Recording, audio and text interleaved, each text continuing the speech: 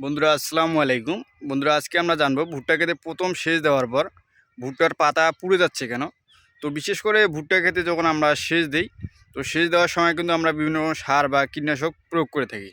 তো সেই কারণেই কিন্তু আমাদের কিছু ভুলের কারণে আর ভুট্টার গাছের পাতাগুলো আগে বিশেষ করে আগালের পাতাগুলো মেন পাতাগুলো আর কি পুড়ে যায়। তো সেই পাতা পুড়ে যাওয়ার কারণ এবং তার সমাধান আজকে আমরা সেটাই জানবো। তো বন্ধুরা আমরা যখন সেচ দিই তখন আমরা বিভিন্ন রকমের সার যেমন ইউরিয়া, ড্যাপ, যেমন ম্যাগনেসিয়াম, দানাদার বিভিন্ন রকমের সার প্রয়োগ করে থাকি। তো এই সারগুলোর মধ্যে কিছু সারের অ্যাকশন বেশি এবং কিছু সার দেখবেন যে আটালো হয়ে থাকে। তো সে কারণে কিন্তু এই সারগুলো গাছের পাতায় যখন আমরা উপর দিয়ে ছিটিয়ে দিই, তো উপর দিয়ে ছিটিয়ে দেওয়ার কারণে কিছু সার দেখবেন যে গাছের আগালে আটকে যায়।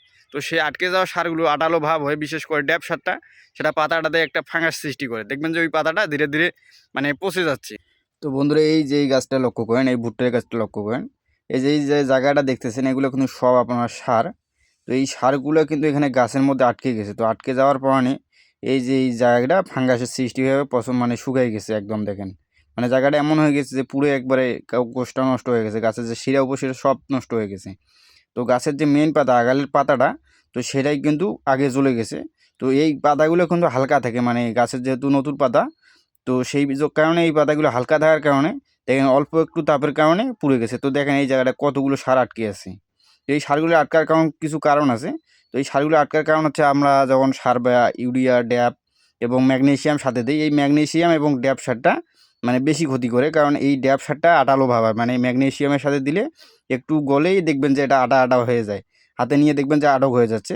তো এই সারটা যখন গাছে আটক হয়, বিশেষ করে ড্যাপ সারটা, তো এই ড্যাপ সারটা যেখানে আটক হয় সেখানে দেখবেন এরকম ফাঙ্গাস সৃষ্টি হয় এবং পচন ধরে বা শুকে যায়।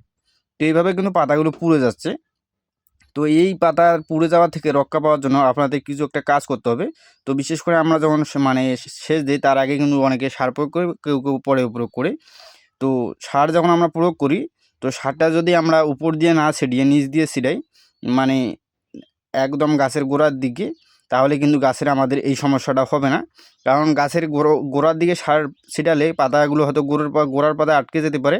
তো গোড়ার পাতায় আটক হলে কিন্তু সেগুলো পুরাট পাতা, সেগুলো কোনো সমস্যা হবে না। কিন্তু আগালের পাতাগুলো একটু হালকা থাকার কারণে, বিশেষ করে ড্যাপ সারটা যে ম্যাগনেসিয়ামের সাথে ছিটানো হয়েছে, তো এই ম্যাগনেসিয়াম আর ড্যাপ যে একটা আঠালো ভাব সৃষ্টি করেছে, তো এই দুইটা সারের যে আঠালো ভাবটা সৃষ্টি হওয়ার কারণে এই যে ড্যাপ সারটা এখানে দেখেন কীভাবে আটকে গেছে। তো এই প্রতিটা গাছের পাতায় কিন্তু এভাবে আটকে গেছে। তো বিশেষ করে এই ম্যাগনেসিয়াম এবং ড্যাপ সারটা এই ফাঙ্গাসেরটা বেশি সৃষ্টি করে। কারণ এই ড্যাপ সারটা যেখানে আটক হয়ে যাবে দেখবেন যে একটুতেই আটালো আটালো হয়ে যায়, এবং পানির সাথে একটু শীত পেলেই দেখবেন যে এটা আটালো হয়ে আটক হয়ে যায়। তো এই ড্যাপ সারটা যেখানে লাগছে সেখানেই এইভাবে কিন্তু পুড়ে গেছে। তো এই ক্ষেত্রে আমাদের একটাই কাজ করতে হবে, যখন আমরা জমিতে সার ছিটাবো, তো অবশ্যই আমাদের সারগুলো নিচ দিয়ে ছেটানোর চেষ্টা করবো, একটু কষ্ট হলো, তাহলে কিন্তু আমাদের গাছ এভাবে পুড়ে যাবে না এবং গাছগুলো ভালো থাকবে।